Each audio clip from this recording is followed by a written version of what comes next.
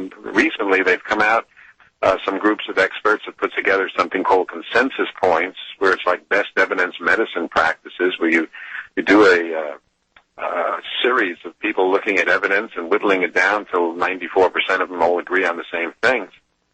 And we happen to have had the same points in our script already. So there's a certain credibility to some of the information that is now available that is sufficient to overturn the official reports before.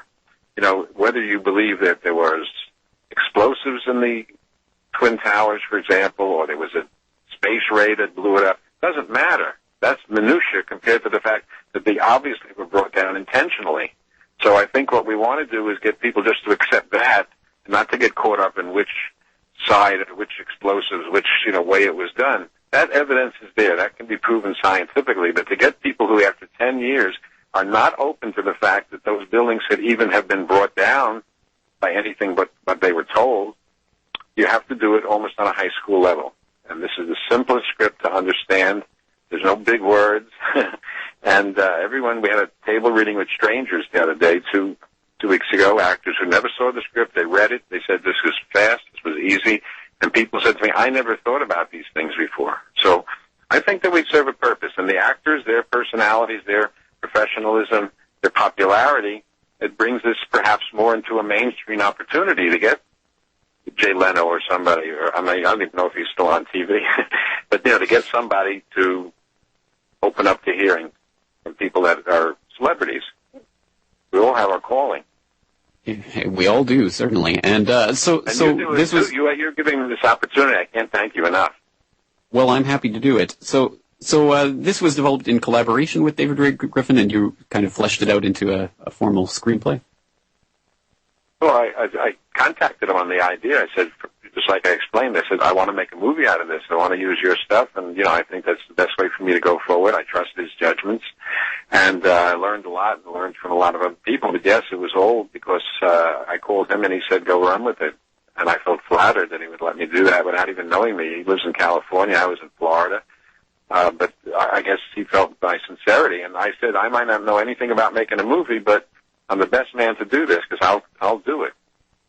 And so it's been an odyssey for me. I'm learning something every day.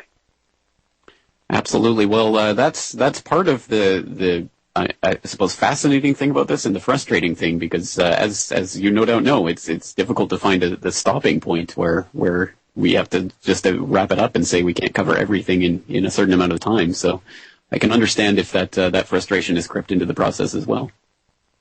Not as much, I think, for me anymore, because I did it knowing at some point you've got to bring it down to the basics. But all these people that are writing us and saying, why don't you put this and why don't you do that? I feel bad, first of all, because we can't respond to everybody and we can't include everything.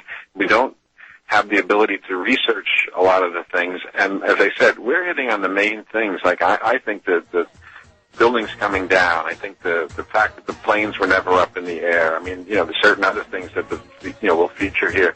These are very simple to understand when they're explained properly, and I think that's our job. Einstein said to make everything as simple as possible, but not simpler. All right, well, we'll take a short break. We'll be right back with Howard Cohen with talking about a violation of trust right after these messages.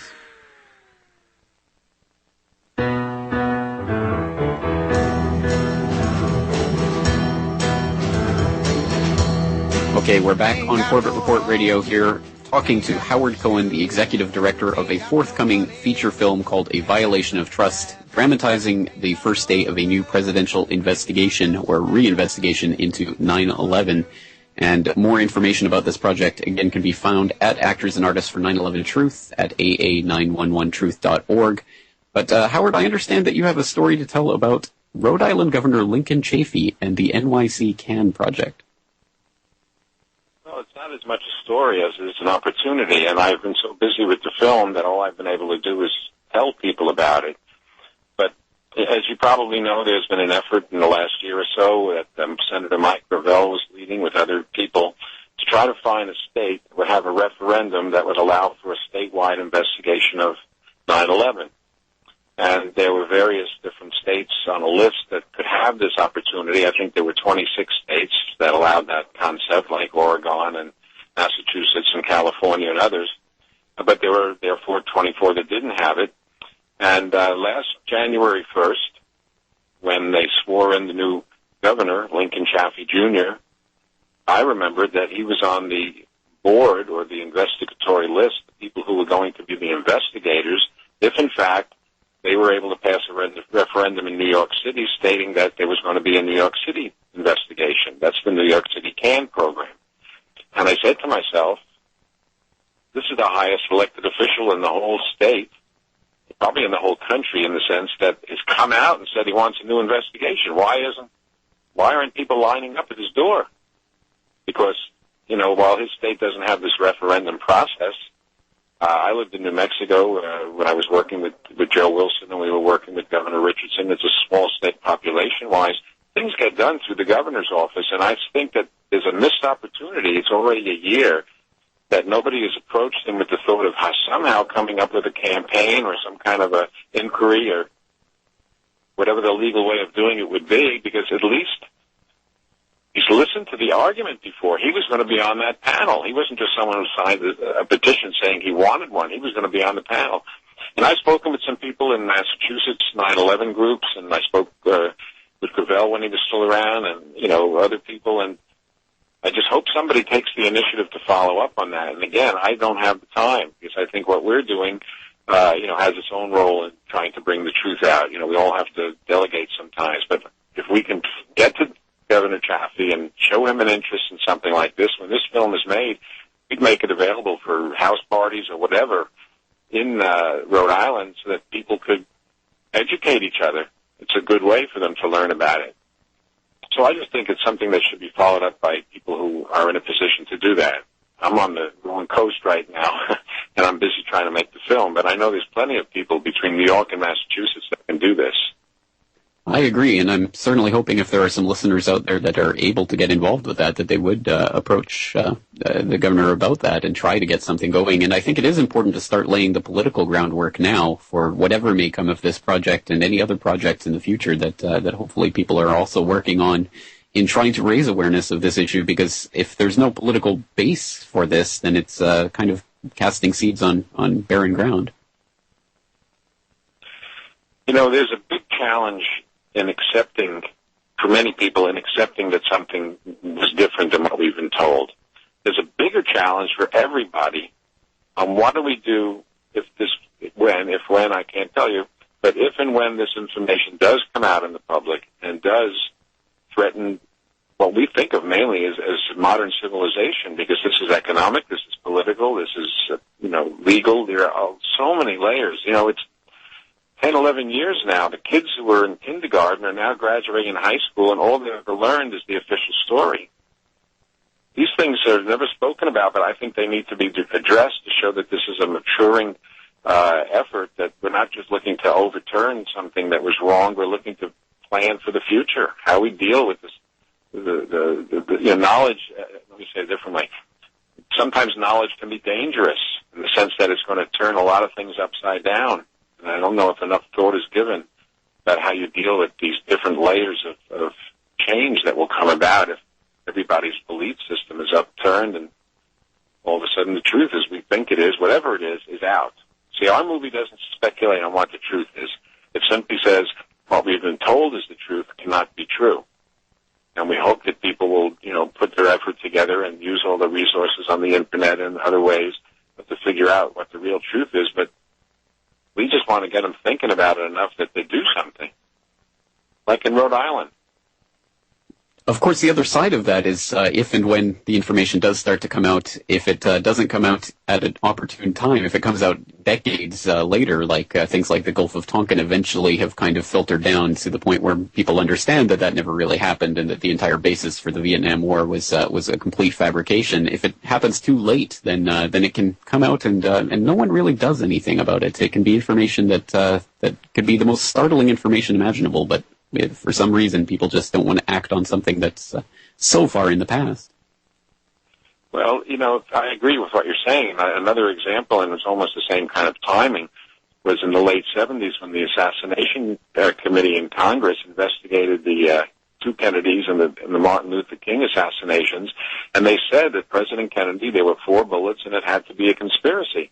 And yet Tom Hanks and HBO are doing some big special next year for the anniversary, talking about Lee Harvey Oswald as a lone gunman. I mean, this is in the books. It's in the congressional record. This is not something that's thrown on the Internet as disinformation.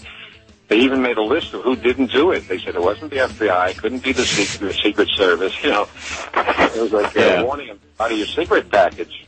Right, exactly. As opposed to 90% of the public who don't believe it was Lee Harvey Oswald acting alone. But I guess they have the money and resources, so they win in that PR battle. At any rate, we'll be back to talk more about these issues right after this messages. You're listening to the Republic Broadcasting Network, because you can handle the truth.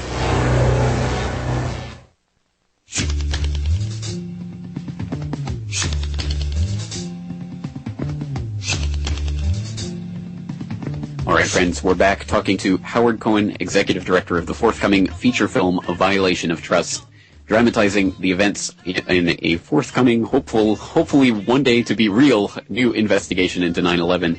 So, Howard, let's start talking about the script and some of the facts and evidence that you raise in it, because as you say, obviously, this is going to be a script that's going to be obviously given a fine-tooth comb treatment by the people out there who are, well, perhaps going to be trying to cast stones at it and trying to bring it down. So let's talk about some of the facts that you've included and some of that best evidence that we were talking about before. How don't you start off, or give me some direction, or you just want me to start off? Well, I guess we'll start with the bringing down of the buildings, because that's one of the most talked about points. So what does the script really bring up in that connection? Well, you were trying to use human interest, and there was I think it's fairly well known, perhaps within people who study the subject matter, there was a tape, a lost tape of voices of firefighters who were on the 78th floor of the South Tower for 14 minutes fighting against the flames before the building fell down on them. And that tape was lost in a desk drawer somewhere at the fire department for over a year after 9/11. And when it was finally listened to, the 15, I think, families of the firefighters that were on it were allowed to come to listen to it. I think they had a hotel suite or someplace. And first of all, they had to sign secrecy agreements with the Bloomberg administration that they wouldn't tell anybody what they heard on that. But, of course, this is a presidential hearing, so the lady who's representing that group of people can speak about it, and she explains what she heard, and didn't hear fear, didn't hear, it's overwhelming us. They said that they needed 2 hoses to put out the fire and that they had it under control.